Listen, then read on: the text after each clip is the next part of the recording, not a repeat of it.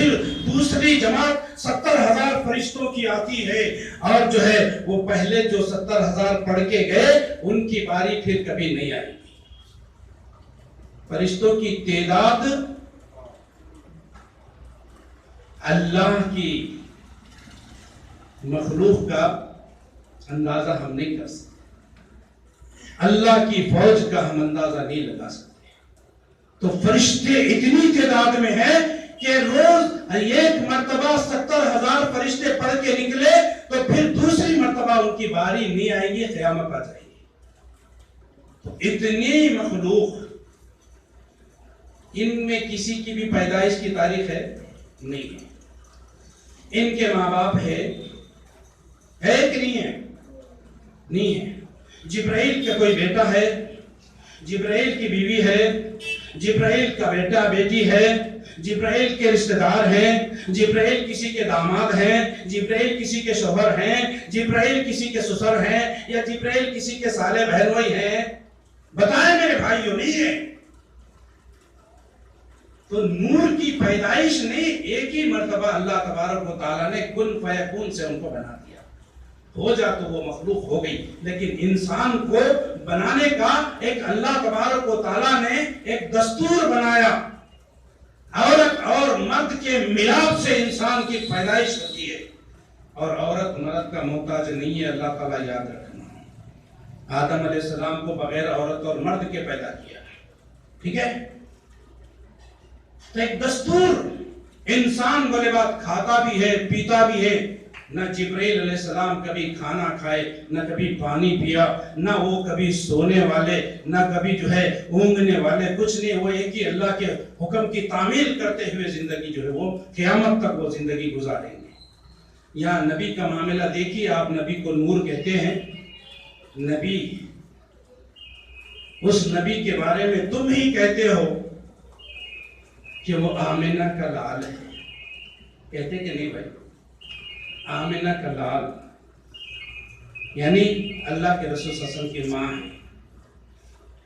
ان کے باپ کو مانتے ہو کہ عبداللہ ان کے باپ تھے، ان کے دادا کو مانتے ہو کہ عبد المطلب ان کے دادا تھے، ان کے چاچا کو مانتے تھے کہ ابو طالب ان کے چاچا تھے، عباس ان کے چاچا تھے، طرح طرح کے جو ہے رشتہ دار ان کے تھے، کوئی پھوپھی ہے، کوئی خالہ ہے، کوئی جو ہے آپ کے سسر ہے۔ حضرت ابو بکر صدیق رضی اللہ تعالی عنہ اللہ کے رسول صلی اللہ علیہ وسلم کے سسر ہیں، عمر فاروق اللہ کے رسول کے سسر ہیں، حضرت علی اللہ کے رسول کے داماد ہیں، حضرت عثمان ذو النورین ہیں۔ نبی کی دو بیٹیوں کو ان کے نکاح میں دیا گیا۔ ان کے یہ رشتے نبی کے ساتھ تھے کہ نہیں تھے؟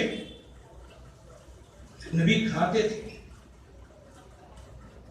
بھوک لگتی تھی، نبی کو بھوک لگتی تھی۔ یہ انسان، یہ بشر کا تقاضا ہے کہ اس کو بھوک لگتی، اس کو پیاس لگتی۔ حضرت ابو بکر ایک مرتبہ گھر سے باہر نکل گئے، بھوک کی تڑپ کی وجہ سے گھر سے باہر نکل گئے۔ بھوک کو تاب نہیں لا سکتے، کھانے کے لیے نہیں ہے۔ باہر نکلے، ٹہل رہے تھے، حضرت عمر کی ملاقات۔ کہا عمر کیسے آنا ہوا؟ کہا بھوک نے گھر سے نکالا۔ کہا بھوک نے گھر سے نکالا۔ آپ کس لیے نکلے؟ کہا مجھے بھی بھوک نے ہی نکالا۔ دونوں بیٹھے ہوئے تھے اللہ کے رسول صلی اللہ علیہ وسلم۔ کہا اللہ کے رسول اس وقت آپ کا آنا کیا بات ہے؟ کہا بس آیا ایسے۔ بتاؤ تم لوگ کیوں آئے؟ کہا اللہ کے رسول صلی اللہ علیہ وسلم بھوک نے جو ہے ہمیں گھروں سے نکالا ہے۔ بھوک کی شدت سے ہم نے اپنے پیٹوں پر پتھر باندھ دیا۔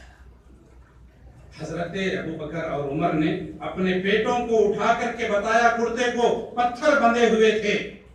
اللہ کے رسول صلی اللہ علیہ وسلم نے بتایا ایک ایک پتھر ہے۔ نبی نے اپنا جبہ مبارک اٹھایا تو 2 پتھر ہے۔ بھوک، نبی کو بھوک ہوتی تھی، نبی کو پیاس ہوتی تھی۔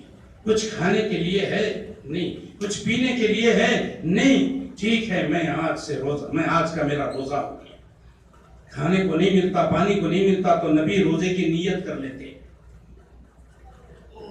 تو بشر کو کھانا ہے، پینا ہے، سونا ہے، جاگنا ہے، اٹھنا ہے، بیٹھنا ہے، مصیبتیں ہیں، خوشیاں ہیں، غم ہے، پریشانی ہے، نفع ہے، نقصان ہے، بیوی ہے، بچے ہے، ماں باپ ہیں، رشتہ دار ہیں، اولاد ہے، ساری چیزیں بشر کے ساتھ لگے ہوئے ہیں، اور یہ نبی کے ساتھ بھی تھے۔ لہذا نبی بشر، اس کا جو ہے دلیلیں انشاءاللہ دوں گا میں، قرآن سے ہے، سورہ کہف کے اندر آیت نمبر 110 دیکھ لیجیے۔ قُلْ إِنَّمَا أَنَا بَشَرٌ مِثْلُكُمْ يُوحَىٰ إِلَيَّ، اے نبی ان لوگوں سے کہہ دو، یہ نور کہتے ہیں آپ کو،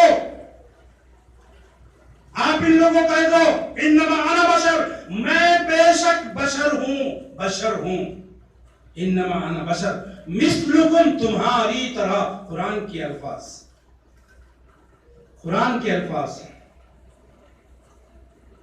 بولو ان کو، میں تمہاری طرح بشر ہوں، تمہاری طرح انسان ہوں۔ یوحا الی، میری طرف اللہ کی وحی آتی ہے۔ میرے اور تمہارے بیچ میں فرق کیا ہے کہ میری طرف اللہ کی وحی آتی ہے اور تمہارے اوپر وحی نہیں آتی۔ قیامت آ جائیں گی، کسی کے اوپر وحی نہیں آتی۔ کہا مجھے خواب میں جو ہے بشارت ہوئی تھی،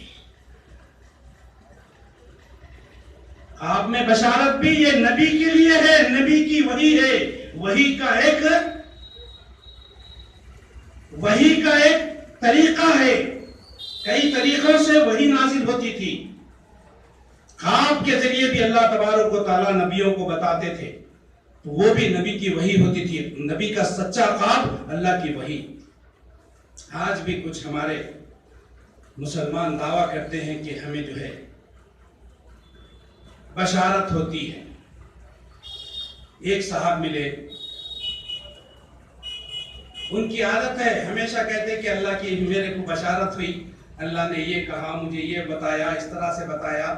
خواب پڑ گیا، اس کا مطلب، اس کا جو ہے تعبیر بیچارے وہ خود نکالتے ہیں، یہاں تک کہ بتا دیا۔ میں بولا ان کی داڑھی نہیں ہے، خشخشی داڑھی ہے۔ میں صحیح بول رہا ہوں میرے بھائیوں کو، ایک قصے کہانی بنا کے نہیں بول رہا ہوں، صحیح بول رہا ہوں، خشخشی داڑھی ہے۔ میں نے کہا اللہ نے داڑھی کی بشارت نہیں دی، داڑھی رکھنے کی بشارت نہیں دی۔ کہا نہیں، خشخشی رکھنے کا بتایا تھا۔ اللہ، بشارت ہوئی مگر ایسا ہی رکھنے کی ہوئی، لمبی رکھنے کی نہیں ہوئی۔ تو اس طرح سے بشارت کے دعوے،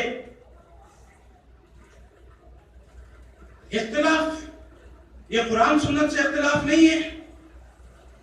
کوئی کہتا میں میرے گھر میں دفن ہو جاؤں گا، ایسا بھی ہے۔ ایک انسان اس کھمم شہر کے اندر بتا رہا ہوں، نام نہیں بتاؤں گا، نام نہیں بتانا، کسی کا نام نہیں بتائیں گے۔ میں عقیدہ اور اختلاف بتانے کے لیے چیزیں آپ کو بتا رہا ہوں۔ قبر کھودے ہوئے ہیں بھائی صاحب گھر کے اندر، میں مر جاؤں گا تو اسی قبر میں، گھر میں، کمرے کے اندر۔ اللہ کے رسول صلی اللہ علیہ وسلم نے بتایا تھا کہ جب میں مر جاؤں، میری موت ہو تو مجھے یہیں پہ دفن کرنا، کیونکہ نبیوں کے لیے ایک قانون بنایا اللہ نے، ایک قانون ہے خاص نبیوں کے لیے کہ نبی کی موت جہاں ہوتی وہیں پر ان کو دفن کیا جاتا۔ تو مائی عائشہ صدیقہ رضی اللہ تعالی عنہا کے حجرے میں نبی صلی اللہ علیہ وسلم کی موت واقع ہوئی، تو وہیں پر آپ کو سپرد خاک کیا گیا، دفن کیا گیا۔ اب یہ کیا ہے؟ یہ میں بھی گھر میں دفن ہوں گا،